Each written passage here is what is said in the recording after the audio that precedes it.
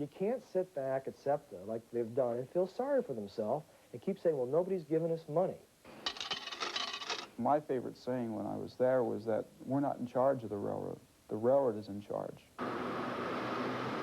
I think what we have in common with one another is that we all have seats on the Septa board.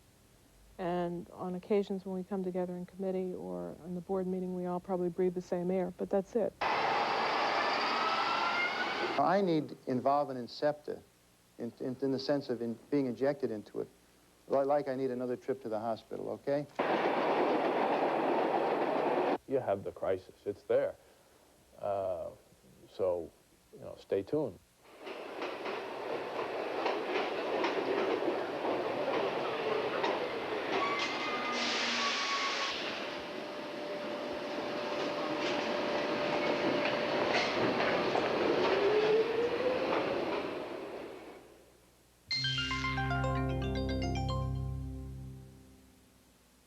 This program was made possible by a grant from the Pennsylvania Public Television Network.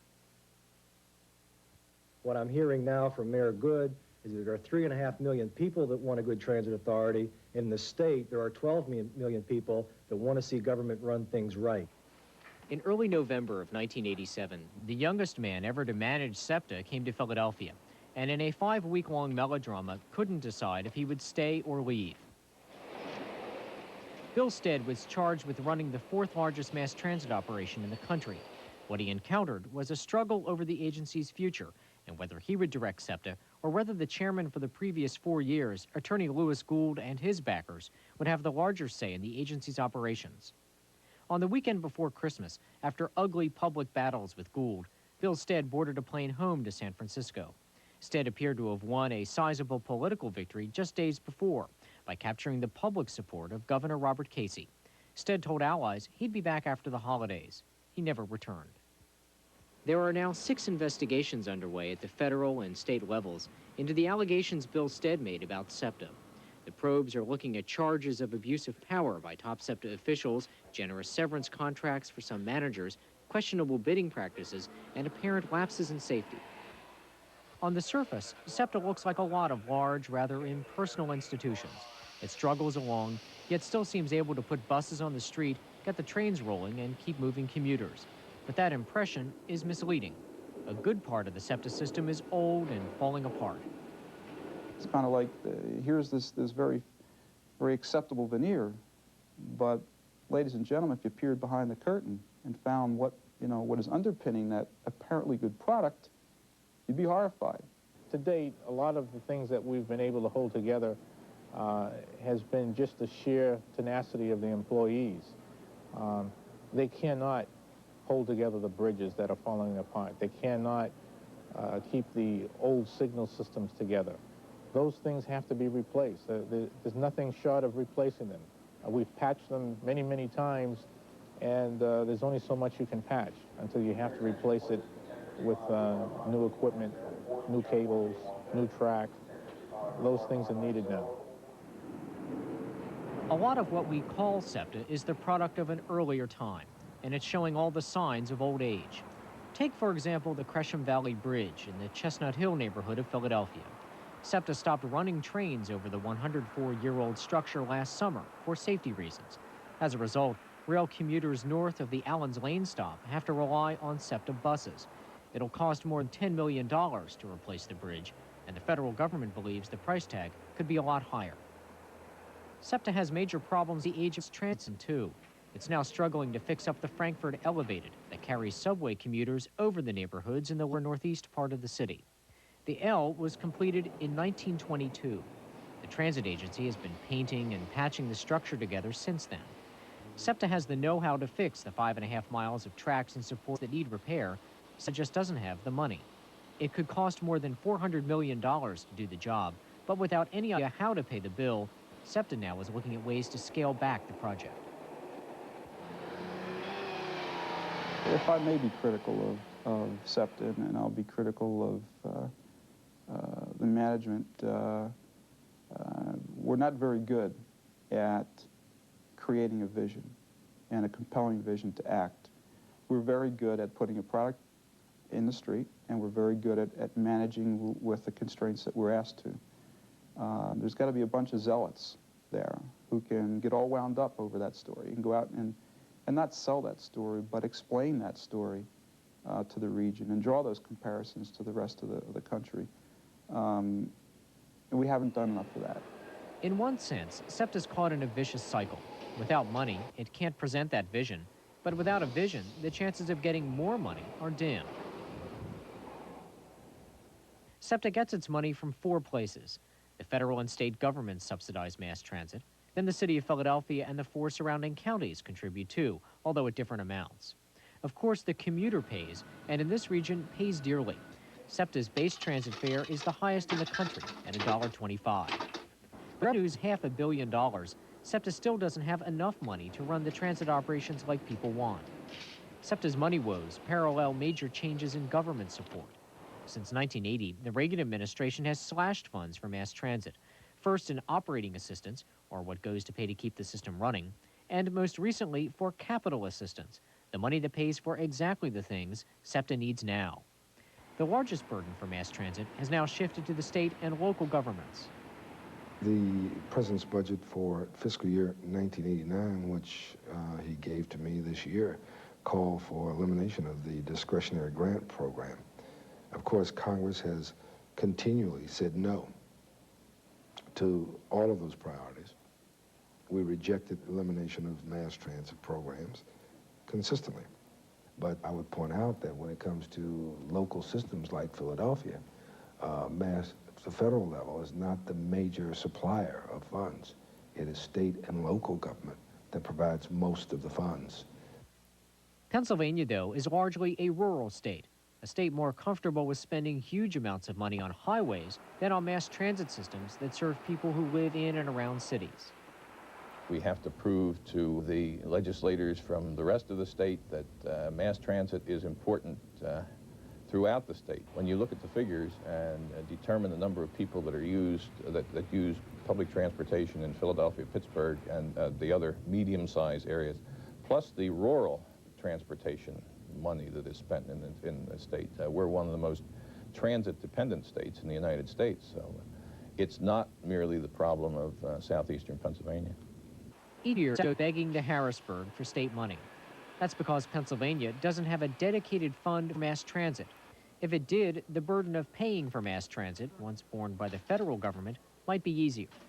There's no doubt that SEPTA is facing a tremendous problem because of the uncertainty in Harrisburg. Probably the biggest difference between SEPTA and New Jersey Transit is that in New Jersey, you have a governor who is committed to mass transit.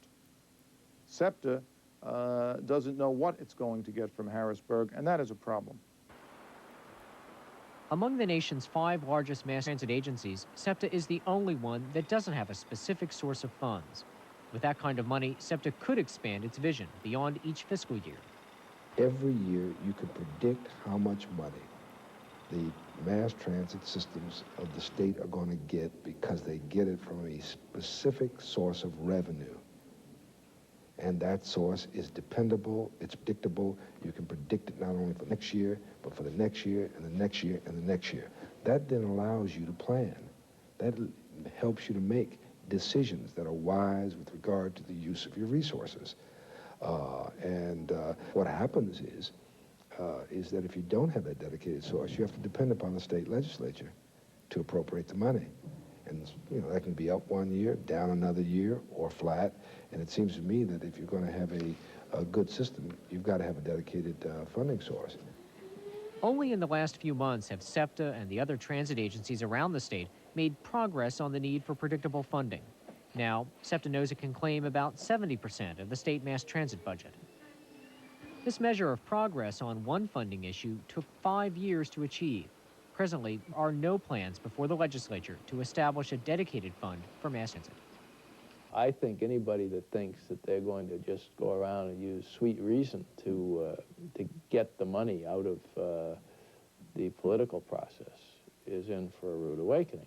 I mean, they're welcome to try, and they may be far more successful than we were. But I think that it was very, very tough battle. Sometimes SEPTA can be very, very tough in fighting that battle. It's not above threatening riders with fare increases or service cutbacks as a way to shake politicians out of their complacency. David Gunn was the toughest general manager in Septa history. Sometimes you play a little bit of, a game of chicken. We did that.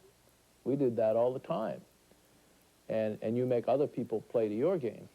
You say, this is what we're going to do, and if you don't like it, you better tell us now, because otherwise we'll run out of cash. That strategy can backfire.